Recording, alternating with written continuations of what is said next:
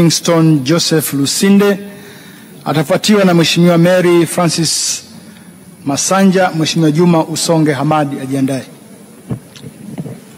Mheshimiwa Mwenyekiti, nikushukuru sana kunipa nafasi hii na nimshukuru Mungu sana kwa kunipa afya njema na kukupa afya njema wewe mwenyekiti pamoja na waheshimiwa wabunge kwa ajili ya kujadili bajeti ya Mheshimiwa Waziri Mkuu na bajeti nzima ya nchi. Mheshimiwa Mwenyekiti, pongezi nyingi sana zimetolewa kwa Mheshimiwa Rais wa Jamhuri ya Muungano wa Tanzania Dr. Samia Suluhu Hassan, na si pia kwa niaba ya wananchi wa jimbo la Mvumi.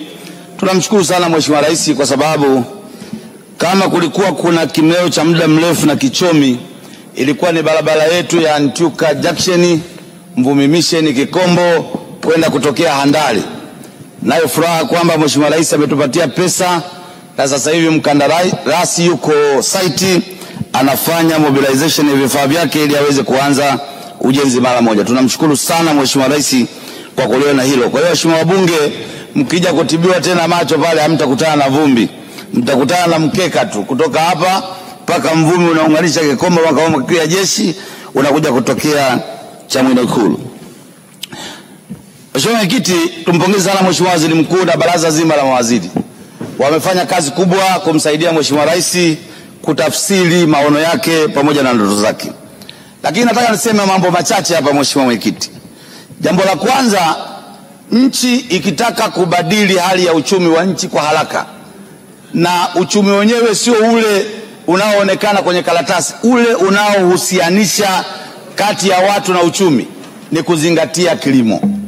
Kilimo peke yake ndio kinaweza kikabadilisha maisha ya watu wengi kwa haraka. Na ni maono ya Mheshimiwa Rais, akaona kwamba ni vema kuwekeza nguvu kubwa kwenye kilimo. Mheshimiwa Rais akanunua magari kwa maafisa ugani wa mikoa yote, akanunua pikipiki kwa maafisa ugani wa kata zote, akanunua mashine za kupimia udongo, kujua afya ya udongo. Karibu kata zote zimegawiwa. Mheshimiwa Mwenyekiti, Rais hakuishia hapo, akanunua photocopy mashine kwamba ukipima udongo unaweka kwenye photocopy mashine inakuletea, unatoa photocopy majibu kwamba shamba hili linahitaji uweke mbolea gani, linahitaji ulime zao gani ili mkulima aweze kupata tija. Lakini bado hatuoni hizo mashine na hizo pikipiki zikifanya kazi ambayo Mheshimiwa Rais ameikusudia. Leo hii tukitaka tutembee kwenye kata za waheshimiwa wabunge, ni kata ngapi ambazo tutakuta afisa ugani amebandika pale wakulima aliowatembelea, vipimo vilivyopimwa na tija waliopata? Ni tofauti kabisa na mawazo ya Mheshimiwa Rais. Kwa hiyo Mheshimiwa Mwenyekiti, tunaitaka serikali kusimamia haya maono yatokee kwa vitendo ili aweze kusaidia wananchi kusonga mbele.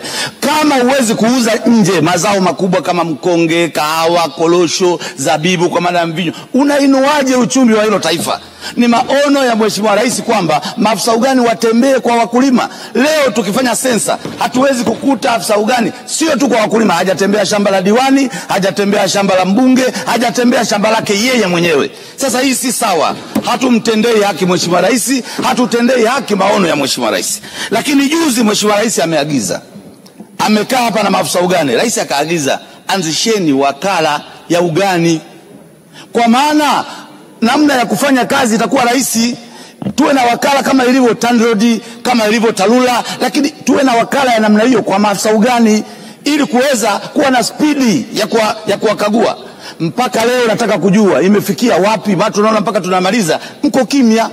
Lakini Mheshimiwa Mwenyekiti, mimi nataka kuzungumza hapa kwenye kilimo. Hapa kwenye kilimo.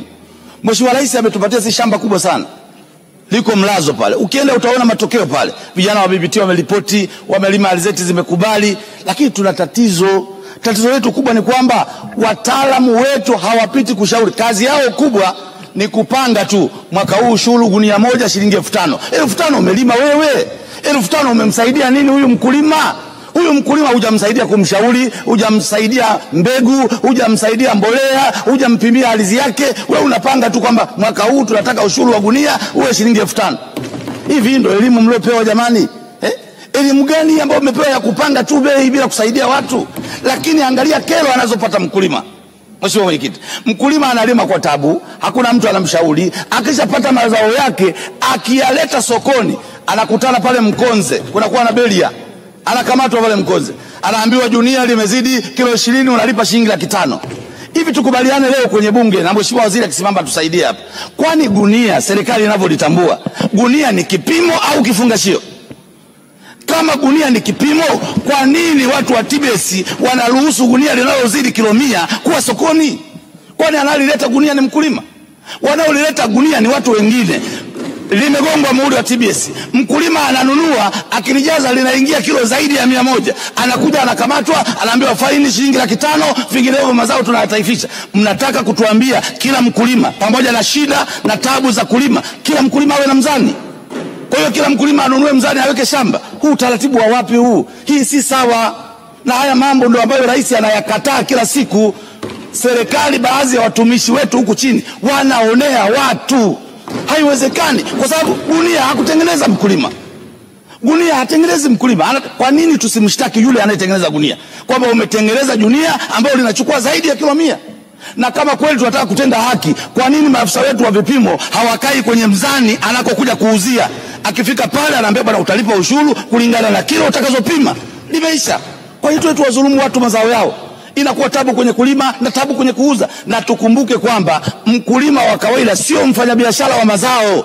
Yeye anakuja kulima na kuuza mwaka mmoja mara moja, anataka zile pesa zisaidie familia yake. Kwa hiyo Mheshimiwa Mwenyekiti, hili jambo mimi nimeliona limekuwa likileta uchungu sana na malalamiko makubwa sana kwa wananchi. Ni lazima tusimamie haki za wakulima. Lakini jingine nataka kuzungumza hapa, Mheshimiwa Mwenyekiti, mfumo wa kupambana na majanga kwenye kilimo ni tofauti na mifumo mingine yote ya taasisi. Leo hii ukitokea moto, utaona zimamoto wanaenda kwa haraka sana.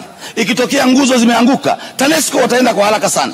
Lakini ikitokea janga kwenye kilimo, ndugu zangu, ni matatizo makubwa sana. Leo kikianguka kiwavi jeshi, anatakiwa afisa ugani wa kijiji amwandikie afisa ugani wa kata, afisa ugani wa kata amwandikie afisa ugani wa wilaya, afisa ugani wa wilaya amwandikie dasi, dasi amwandikie lasi, lasi aandike wizara. Hilo shamba utalikuta?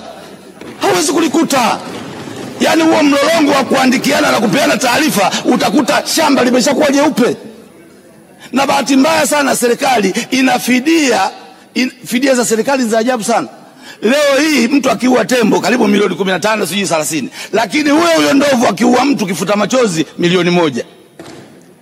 Leo hii mtu akifanya abortion anastakiwa kwa mauaji kwamba ameua mtoto ambaye alikusudiwa kuzaliwa, lakini shamba la mtu likiliwa kabla halijaiva, wakati wa kufanya kusamini yale mazao wanasema asingepata gunia 40. Kwa nini asingepata gunia 40 wakati yeye ndio uwezo wake wa shamba lake? Tusaminishe sawa sawa. Leo binadamu anauliwa, mnasema shilingi milioni 1 kifuta machozi. Shamba zima eka 20 zimeliwa, mnalipa gunia 1. Gunia 1 mtu anaweza kala mwaka mzima. Huu utaratibu wa wapi huu? Hiyo sio sawa. Kwa mimi ningeshauri kwamba serikali tusimamie haki za wakulima. Ikitokea matatizo tuchukue serious kama tunavyochukua matatizo sehemu nyingine. Unavyopeleka mgonjwa kwa spidi hospitali kuwahi matibabu, ndivyo upeleke ndege ya kuua ndege kwenye mashamba ya wakulima. Kwa sababu ukichelewa, wakisha maliza ndege, huyu mkulima hana kitu, halmashauri haina kodi, na wala mwenyewe hawezi kutunza familia yake pale. Lakini ingine nataka kuzungumza, Mheshimiwa Mwenyekiti, tumezungumza sana kuhusu ajira, na hili nalirudia tena hapa. Mimi nilishauri kama tunaona hatuwezi kuwaajiri Watanzania wote kupitia ajira poto, ajira hizi tuzigawe kwenye halmashauri. Kila halmashauri wewe ajira zako 20, wewe ajira zako 10, wewe ajira zako 30. Wakikosa kupata mtu mwenye elimu hiyo ambayo inatakiwa kwenye hiyo ajira, watairudisha ile ajira, utapeleka mkoa mwingine. Lakini utaratibu wa kuwaleta wote pamoja, hivi vyeti mlivyowapa mnavikagua, unasema hichi cheti chako original kabisa hichi, alafu baadaye unamuingiza kwenye mtihani wa dakika moja ndio mkoseshe mtoto ajira? Haiwezekani. Haiwezekani. Tuna wa stress watoto wetu. Hii si sawa. Wewe umekagua cheti chako, cheti cha ualimu mtu anasoma zaidi ya miaka 3. Yaani wewe unakuja kumpa mtihani wa dakika 2 unafuta yote haya. Masomo yote aliyosoma miaka 3 yanaonekana hayana maana kwa sababu ya mtihani wa dakika 2. Hii si sawa. Kama uwezo wetu tunaajiri watu 15, tuseme bwana ajira 15,000 tunazigawa katika halmashauri, nendeni mwajiri, bila kusumbua watu kuwajaza hapa. Wanakuja wanalala nje, watoto wa watu wanakuja na nauli za kukopa, wakija hapa wanaishi maisha magumu sana. Mheshimiwa Mwenyekiti, hii si sawa. Badala ya kuondoa kero tunazalisha kero. Hii inakuwa si sawa. Kwani ukisema kwamba tuna uwezo wa kuajiri watu 15,000, leteni vyetu ukavikagua ukawaajiri, si jambo limeisha? Sasa leo hivi unakuja unanipa mtihani wenyewe wa dakika moja, alafu huu mtihani wa dakika moja unaniondolea sifa yote niliyosoma. Alafu huyo aliyefeli mwaka huu amekosa mwakani anafaulu. Hii inakuwa si sawa. Kwa hiyo lazima tuwatendee haki kabisa. Tuwatendee haki wananchi wetu. Lakini Mheshimiwa Mwenyekiti, nimezungumza sana kuhusu lango la utalii. Kutoka hapa kwenda Iringa ukitumia barabara ya lami uje kuingia mpaka hadi kwenye mbuga za wanyama, mzunguko wake ni mkubwa. Tuna barabara ya mkato, tunalishauri serikali kwamba ukitoka hapa paka Mpunguzi kwa Tone Mavunde, ukitoka pale Mpunguzi nenda moja kwa moja, nyoosha moja kwa moja mpaka hadi Huzi, ukitoka Huzi nenda moja kwa moja Manda, ukitoka Manda jenga pale daraja la kuingia kwenye mbuga. Inakuwa rahisi sana kwa watalii, na sisi huku tutaguswa na maendeleo kwa haraka, kwa sababu sisi mbuga yetu huku tunakutana na Mzee Lukuvi kule, pamoja kwamba anaona pale.